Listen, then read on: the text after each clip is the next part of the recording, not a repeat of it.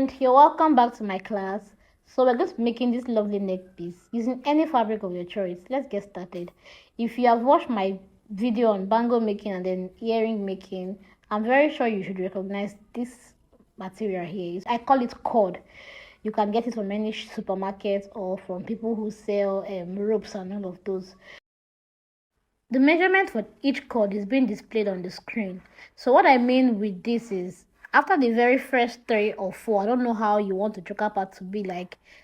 After the first 3 or 4, which is going to be the same measurement, 14. So you're going to cut 14 like 3 times or 4 times.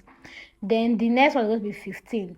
When you have cut out 15, you will now increase by 2 inches. So it will be 17, 19, 21. After you're done with that, we're going to move on to cutting our fabric.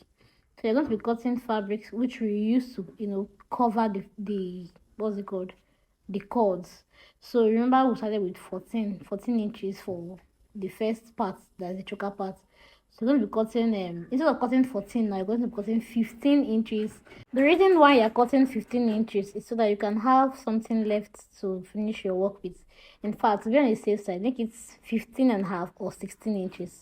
Okay, now that we are done with that, we're going to take them to the sewing machine and sew.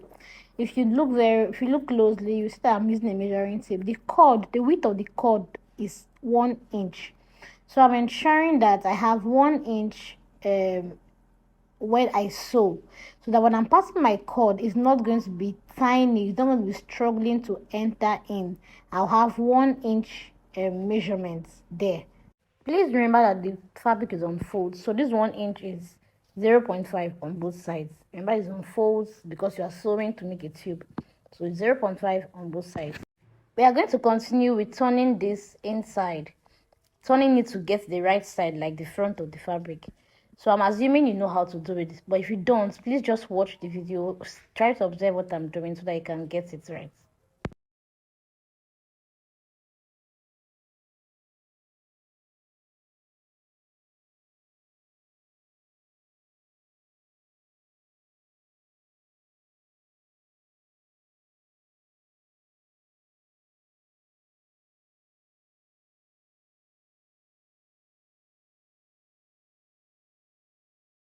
Now that we are done with turning the fabrics, we're going to continue with passing the cords into the fabric.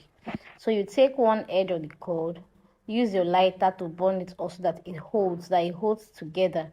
Then you fix your safety pin into it, and then pick up your fabric and begin to insert it inside. Now, so it can be easy for you, the fabric, wherever you're going to be passing from, any of the edges you're going to be passing from, please do not sew to the end. Do not get to the end of the fabric, so that place can be open, and then it becomes a little bit more easier for the cord to go in. Do not sew to the end. Do not close it, like don't close it up when you're sewing. Leave one edge a bit loosened so that you can have space to pass your cord into it. So just keep pushing in the head of the safety pin, and then keep moving the cord into the fabric like I'm doing now.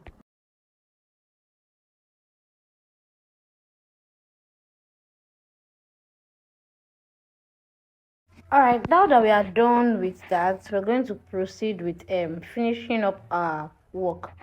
So I'll start off by fixing my thread on my needle, stringing my needle with a thread, and then I'll begin to join them together. I'll begin with the what's it called, the first part, the first 4 that I'm using as choker part, the ones that have the same measurement. So I'll just pass my knotted thread into the edge of the cord, on one side, and pass it through the others, like just to hold it in, just to hold them together rather. When I do that for the edge, I'll take the needle back again so that I do it like 3 or 4 times, like moving into the cords. Please just watch. I don't know how best I'm going to explain this, but just watch. You'll be able to get. Okay, I've gotten to the end of the last one, right? Now, rather than cutting off my thread, I'm going to pass it, like go back again and pass it so that I come inside a bit more.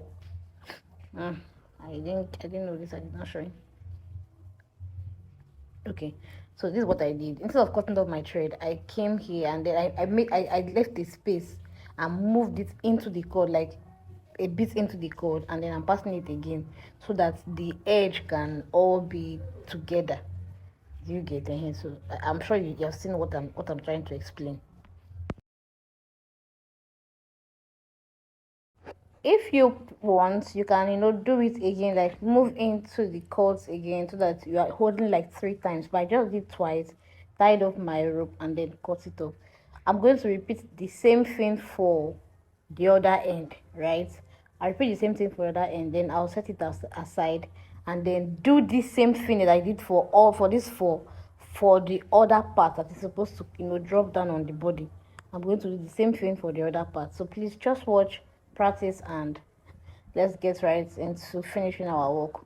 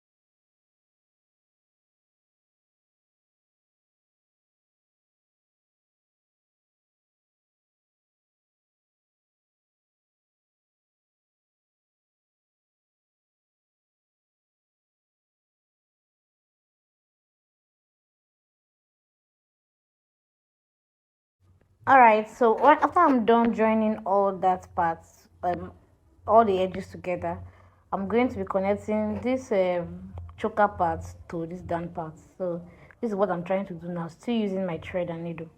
But please make sure you use a thread that will not be visible when you're sewing, to try to ensure that your work is neat and it's not showing that you have stitches all over. Pull the thread together so that it's firm and not showing that you have stitches all over your neck piece, right? Before now, I used to use candle wax glue, but I noticed that it makes the work look a little bit untidy, so I had to resort to using my thread and needle. It makes it look much more neater. The next step is to make the cover for my neck piece. What I mean by cover is the part I'm going to be using to cover that edge. So you're going to take your measuring tape and then you measure from the very first cord to the last cord. I measured 3.5. Mine I measured 345. So I'm going to be cutting out 4 inches. The 0.5 there is for my sewing allowance. So I'm going to be cutting 2 of that, and then for the length you can use 2 inches on 2 inches on fold. That's like 4, but you're going to be doing, if you're doing 4, doing 5 inches, so you have 0.5 for your sewing allowance.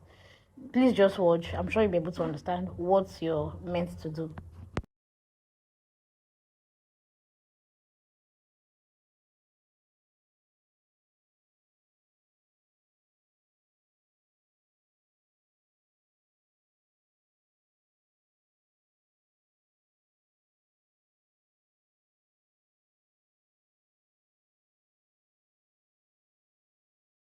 After you have gotten the 2 piece, you take it to your sewing machine, and then on you fold 0.5 in this part where I sewed, in the part where you measured 5 inches. Remember, one part we did 4 and the other part we did 5 inches, so that 5 inches is you sew 0.5 on the 2 sides, right? And then you cut that into 2. You cut this into 2. Then before now I already sewed this what's it called, this long string, this long rope. You just take a fabric that is 2 inches wide, and then fold it in and then just run it on top. I don't know if you've watched the tote bag making. If you watch how to make tote bag, the videos I sent before, tote bag making, you'll be able to understand how to make handles. That is the same pattern I used there. So you sew 4 of it, 2 for one side and 2 for the other side. You just the same, just the way I'm doing it here now. You're going to take it to the sewing machine and then run it through, attaching these ropes to the cover that you're going to be using for the neck.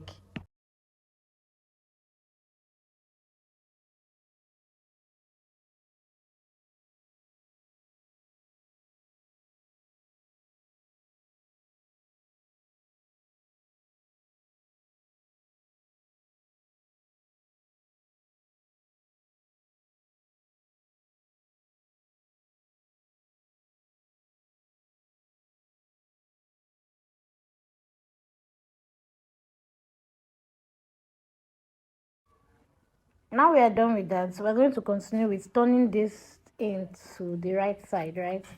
Now, using your candle wax glue, you will now attach this to the neck piece. Please, this part you have to be very careful, like really careful, so that you don't mess up your work. I myself, I hate to see my candle was showing or spilling over and then making the work look dirty.